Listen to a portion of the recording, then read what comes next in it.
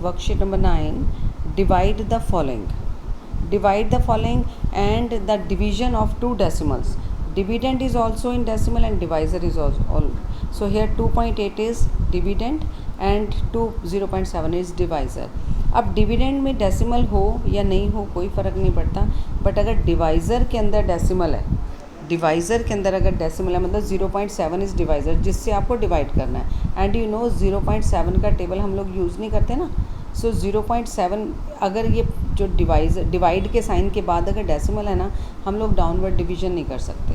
So it means what we have to do, we have to remove the decimal of both. अब 2.8 में point के बाद 1 digit, तो point के बाद 1 डिजिट है मीन्स ओवर 10, तो पॉइंट को रिमूव करेंगे तो ओवर 10. Now divide by 0.7. 0.7 में पॉइंट के बाद 1 डिजिट, सो 1 डिजिट है तो डिविडेंड नीचे डिनोमिनेटर में भी 10 हो जाएगा. तो पॉइंट ऊपर से रिमूव हो गया, जो पॉइंट है वो नीचे आके 1 बन जाता है और पॉइंट के बाद जितने डिजिट्स हैं 1 के बाद उतनी ज़ीरोज़ लग जाती हैं. So here what I have circled 0.7. अब पॉइंट हमने रिमूव कर दिया, नाउ इट इज़ 7/10. तो 28/10 विल बी डिविडेंड, वो एज इट इज़ रह जाएगा. Divide will change into multiply and 7/10 will be change into its reciprocal.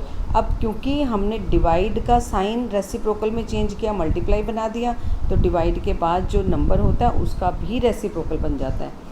Dividend का रेसिप्रोकल हम नहीं बनाते हैं डिवाइड से पहले, क्योंकि चेंज नहीं करते ना, तो डिवाइड से पहले चेंज नहीं हुआ. डिवाइड के बाद हमारा जो नंबर है, क्योंकि डिवीजन का साइन चेंज हुआ तो डिवीजन के साइन के साथ उसका नेक्स्ट फ्रैक्शन भी चेंज हो जाता है. सो इट इज़ 10 ऊपर चला जाएगा, 7 नीचे. Now 10 to 10 cut. अब 10 का टेबल लिया, 10 1s are 10, 10 1s are 10. ऊपर 28 है, नीचे 7 है. I will take table of 7. 7 1s are 7 4s are. Now you can see 28 की जगह पे 4 रह गया और मल्टीप्लाई का साइन, फिर 10 की जगह पे 1. ऊपर न्यूमरेटर में 4 into 1, डिनोमिनेटर में दोनों है 1 into 1. So it will be 4/1. और 1 के साथ जब हम किसी नंबर को डिवाइड करते हैं या मल्टीप्लाई करते हैं, answer will be same. So answer will be 4. So similarly you can see all the concept. हो सकता है हो गया, आपको क्लियर हो गया होगा, फिर भी एक बार फिर से देख लीजिए. कोई एक और एग्जांपल ले लेते हैं. So all the parts are given.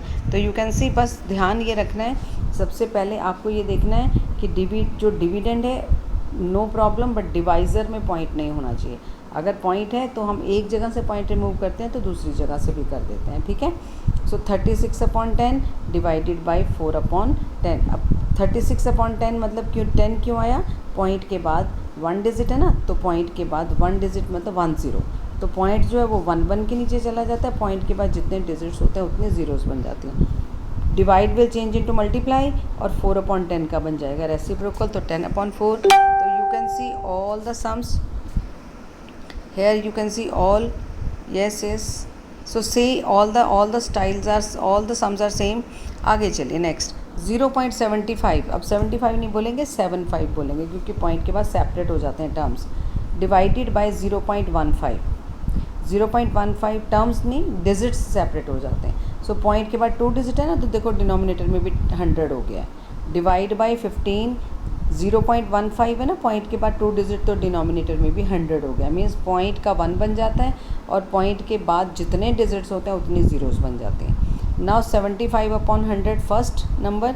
Divide will change into multiply and 15/100 will go as a reciprocal 100/15. बाद में हमने इसको कैंसिलिंग कर दिया, कैंसिलिंग किया तो हमारे पास आंसर आ गया 5. Similarly all the same.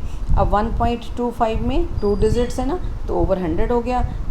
2.5 में पॉइंट के बाद 1 डिजिट है तो ओवर 10 हो गया, देखो. एंड उसके बाद वही divide will change into multiply and it's reciprocal.